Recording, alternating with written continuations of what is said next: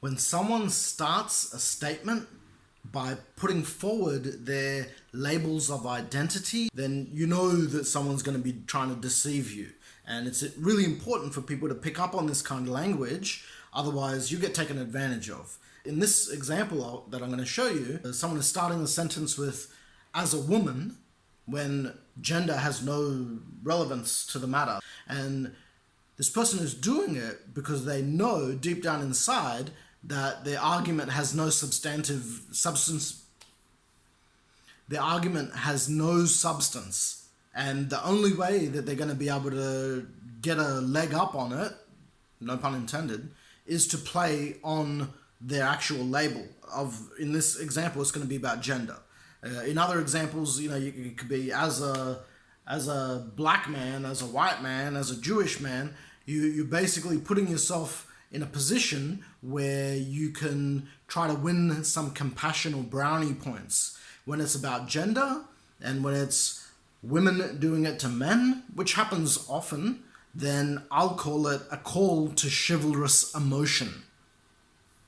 And in this example, we're going to see at the Michigan Senate hearings on election fraud, we've got a bunch of witnesses that have been giving their statements. And there's Representative Cynthia Johnson, who's been asked if she has any questions. She's been asked to speak, so I'll show you that now. Okay, here we go. There are subtitles down the bottom. I hope you can hear it anyway, but the subtitles will help. Sorry about the focus going in and out and stuff like that. I don't have another way of recording this, and it's on my TV. Thank you. Representative C.A. Johnson. Thank you, Mr. Chair. Mr. Chair, please indulge me. As a woman from... There we go. As a woman. So that's how she started her own identification into this statement, into her speech, into whatever she's trying to say. And if we just track back a little bit here, he starts and refers to her as Representative C.A. Johnson. He doesn't put Miss or Mrs. or Ms. in there to insert any sort of gender relevance into the discussion or the communication, because he knows it's irrelevant and he's being professional. Listen to what she says. Thank you, Mr. Chair. Mr. Chair. She's referring to him as Mr. Even though later on we'll see in front of his desk where his title placard is, it just says chair. It doesn't say anything else. So he's referring to her as it says on her placard, on her little sign, but she's adding some sort of relevance to gender here. Or sex. Gender, sex, Mr. Yeah. Mr. Chair, please indulge me. Please indulge me. This is gonna be really important later. This might seem like me picking apart something that's really casual and doesn't mean anything to the conscious mind, because we hear this kind of dialogue and language so often. To the conscious mind, it doesn't mean anything. To the subconscious, it picks up everything. The subconscious absorbs all of this little language and all the subtleties and all the details, and it prescribes underlying internal emotional reactive meaning to this stuff. Let's go on. As a woman from the city of Detroit, a woman who has lived and talked... That's the second time she's mentioned that she's a woman. So reasserting her sex and her gender in this situation. About me now. I'm talking about me now. She's making sure that the dialogue and discussion is between her and Mr. Chair. So she's making it personal. At least in this part of the discussion, she's making sure that this personal, emotional connection that she's trying to make is between her and Mr. Chair. Who has lived in the city of Detroit all of my 62 years. And having spoken with many, and by the way, thank you. by the way, thank you. This is the second time she's said thank you to him. And look at the smile on her face.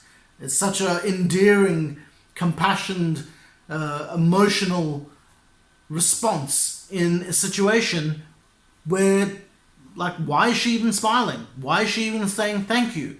This right here is a perfect visual example of someone calling to underlying emotions. When traditional men, traditional chivalrous men, when they when they are told thank you by a woman and a woman smiles at them and they think that they're the cause for that smile, it brings up feelings of nobility, like you've done something noble to impress a woman or for her to say thank you and smile at you. Right here, that look on her face is a call to emotion, chivalrous emotion.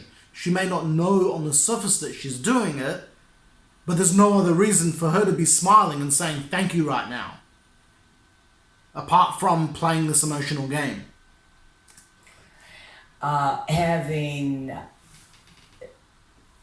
spoken with many people who worked the TCF or TFC. She doesn't even know who these people worked for. She doesn't know the abbreviation for it. And that's why she's here for. She's spoken to all these people, but her logic and rationale has gone out the window right now because she's started with a plea to emotion. It's all irrational emotion at first, and she's going to struggle now to find logic and rationale in what she's saying. TCF.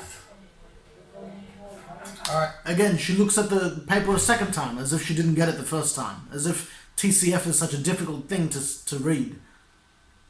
All right, let's let Representative Johnson continue. That smile again. So she is rewarding him for letting her continue with the smile. And please get to your question, Representative. I will. So my question, Big long pause, looking at a piece of paper, trying to wonder what the question is, when her whole purpose of being here is to ask questions. really, to you, Mr. Chair. A lot of long pauses to draw out the conversation because she doesn't know what she's saying and she has to think about it. She has to invent, or she has to be creative with how she's going to handle this. I'm going to repeat it again. These people, our guests, are sharing information, just sharing and speaking and speaking. No one is under oath. The world is watching us right now, and the world is watching right now. She isn't considering that the world is watching her right now as well. Oh, She must be thinking that when you watch something, you only see the superficial exterior value of that instead of looking into the deeper substantive aspects of it, of what people say and how they feel and what their underlying intentions are. and there are one person after another who's testifying or who's making allegations, because that's exactly what they are, allegations of wrongdoing in the city of Detroit. I wonder, and I'm going to ask you the question, did you see any cameras at the TCF Center? All right. So her question is, did you see any cameras at the TCF Center? And the hearing involves video footage of security cameras showing what's going on at the TCF Center. Now, whether she saw cameras or not is irrelevant because the cameras are still going to be there recording stuff, right? So even the question she's asking is meaningless, it's redundant. So, And Representative, I just want to remind you, I think it was the purpose of today's hearing to hear from people across Michigan who witnessed things at the TCF Center. That's why we're here. Well, you know, here, and I'm not going to argue with you about that. Okay, so they're here, but they're taking so much time. They're taking so much time, yet she's been speaking for a couple of minutes now at least and hasn't actually said anything. And I see no Detroiters. There is one Detroit. I see no Detroiters. There is one Detroiter. Is it no Detroiters or is there one Detroiter? Again, logic and rationale out the window. Stop that. Please continue, Representative. And there is one Detroiter, but I have... Again, he refers to her as representative, no gender. Many emails, since there's no one who you have in this room to represent Detroiters, except a couple of us in this. Except a couple of us. No Detroiters, but except a couple of us. I'm assuming she's including herself. Room, I have emails from Detroiters. We've taken, what, 2 hours? Did you have a question? I'm willing... please stop yelling. People in the audience, let me handle this. Representative, listen. We've had hearings in the past, as you know. We'll have more hearings. Today, we've invited Mr. Giuliani, and Mr. Giuliani has brought forward witnesses that he says have first-hand knowledge of fraud. That's what we are doing today. And if we want to find out if... Please let me finish. Yeah. So first, initially she starts out being thank you, smiling at him, thank you, and now she's being disrespectful because she knows all that shit didn't work. Now she's interrupting him in the middle of him trying to make sense of what the hell she's saying. And trying to put her in order because she's out of order. Yes. All right, so if you want to do other hearings, we're doing more hearings, but today we're here to hear from these people. So do you have a question for these witnesses? No, I have some concerns, Well, many concerns, and I want to just share with you out of order. what All right? the Out concerns of order. Do you have a are. point of order?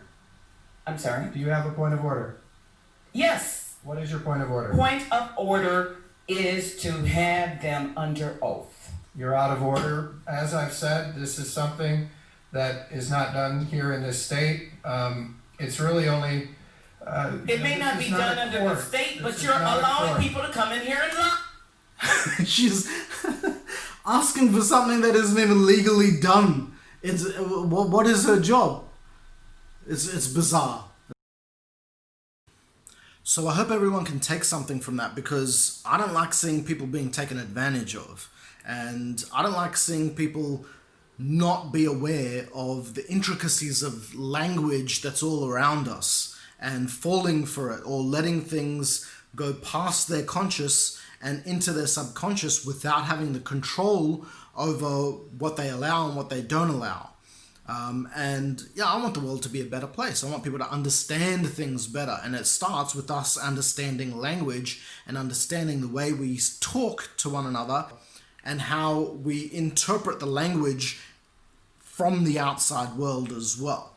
So just like most people, I want the world to be a better place, and I don't want there to be deception or lies or manipulation or anything like that. I want you guys to be able to spot it and not fall for it. So I hope you enjoy that explanation and that example, and hope you're all staying safe, and please continue sending nudes. I don't care about subscriptions or anything like that or likes.